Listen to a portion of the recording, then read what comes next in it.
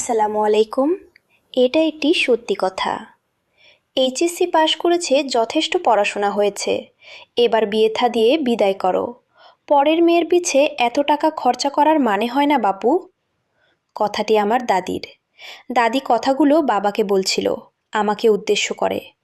আজকে result publish, আমার HSC হয়েছে, গোল্ডেন A+ পেয়েছি, অথচ তারা আমাকে আর পড়াতে চাইছেন না, বিয়ে দিয়ে আবুদ বিদায় করতে চায়। আমি তাদের কাছে আবুদ। আবুদ কেনই বা হব না? তাদের সাথে তো আমার রক্তের কোনো সম্পর্ক নেই। আমি তাদের কাছে আশ্রিতা। ঘটনা তবে খুলেই বলি। আমার যখন 6 বছর বয়স, তখন আমার বাবা মায়ের ডিভোর্স হয়ে যায়।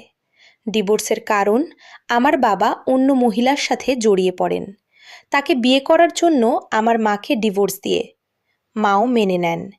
যে লোক তার স্ত্রীকে রেখে অন্য মহিলার সাথে সম্পর্কে জড়িয়ে পড়ে, তার সাথে থাকার কোনো মানেই হয় না। তাই মাও ডিভোর্স নিতে রাজি হয়ে যায়।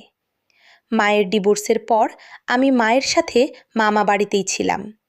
আমার মামা খুব ভালো মানুষ, মামিও অত্যন্ত ভালো।